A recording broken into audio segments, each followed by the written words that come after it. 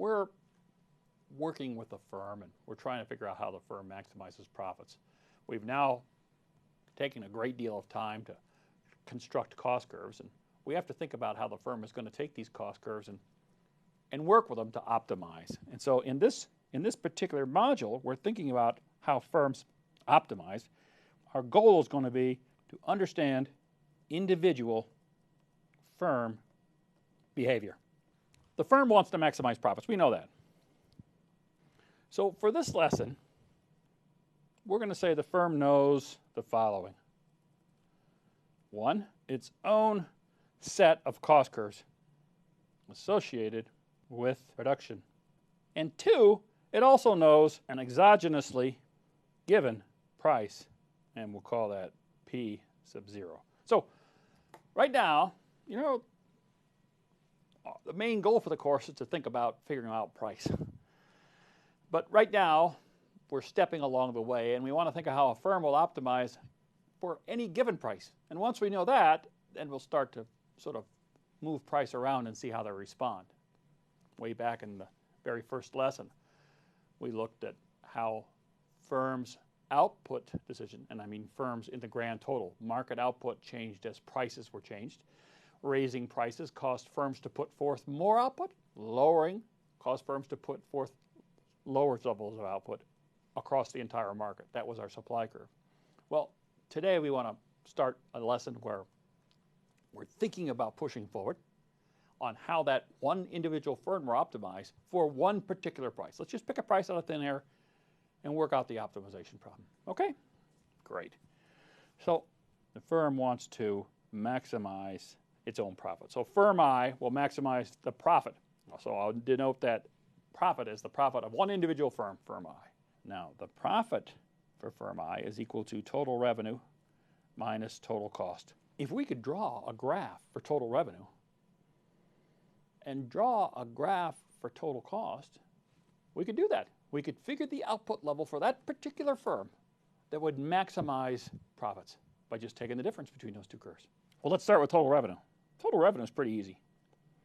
Total revenue is just price times quantity. In this case, price is given parametrically times quantity. Price for this lesson is some fixed price, and we're spending the whole lesson thinking about how the firm will make its decision of production based on what that fixed price is, understanding its cost curves. What's that total revenue function looks like? It's not too difficult. It looks like this. It's a straight line. How do we know it's a straight line? Well, the definition of a straight line, it's a graphical construction that has constant slope. A linear function has a constant slope. That's what this is. What is that constant slope? Well, that constant slope is just this. I have exogenously given this price. Suppose it's $3 a unit. $3 per jar of mayonnaise. No matter how many jars of mayonnaise you produce, you're going to get $3 for each one. That means that along this line, the total revenue function will be a straight line. Marginal revenue is defined as the slope of the total revenue function, which is just basically the change in total revenue for the change in output. And the slope then, which would be the marginal revenue, is equal to P sub 0 in this case. We know that because that's the constant slope along that straight line. Okay, so to maximize profits, we need to take this type of curve and add our cost function. We know what that looks like because we built those before. So let's draw another graph. We know that our total cost is a fixed cost component plus a variable cost component, which gives us total cost that looks like this. Now, my total revenue, price times quantity, price is parametric. Price is given exogenously. Okay, it's like it's a fixed number. That means it's a straight line, which I'm going to draw for the total revenue, and it'll look something like this. So my total cost curve and my total revenue curve look like this. And how do I maximize profit? I want to maximize profit, which is the same thing as saying maximize the difference between revenue minus cost. On this picture, that looks like it's about right here. So we'll say that at this particular output point, this vertical gap is maximized. And so we'll label this point as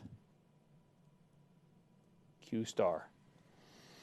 Given what the firm knows about its costs. We've spent the last lesson slugging it through, figuring out what these cost curves look like and how they come from the production function in the first place. We know what costs look like, and given that the firm is faced with an exogenously given price, this would be the output level that maximizes profits for the firm. Now, there's probably a better way to think about this. And so what I want to do is, before I switch from this page, just so that you understand, we'll call this point alpha and we'll call this point beta. Profit at Q star is equal to alpha minus beta, right? That vertical gap is the profit. It's probably a little bit more satisfying instead of just eyeballing it. Why don't we build a profit function? Why don't we build a profit function on this graph? And in fact, it's pretty easy to do that.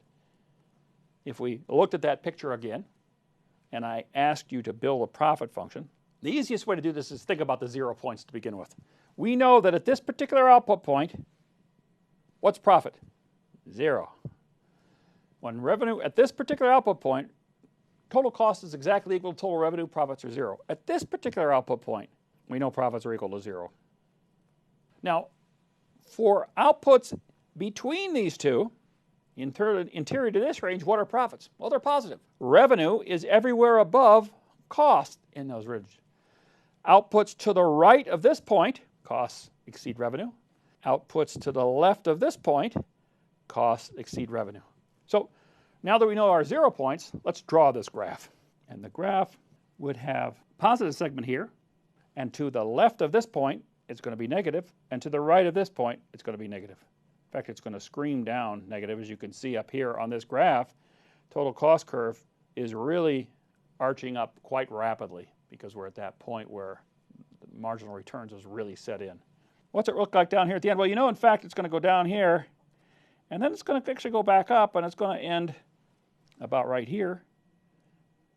We know this is equal to minus fixed costs, right? Because we know that if the firm produces 0, it has 0 revenue, it has 0 variable costs, but even if it's producing 0, it still has to pay us fixed costs because we're in the short run. The short run, you can't get out from underneath that.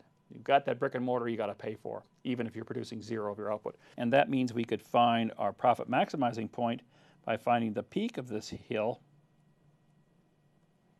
Right at the peak would be Q star. It's the same thing as eyeballing it, only now a little bit more systematic by putting this in terms of a graph.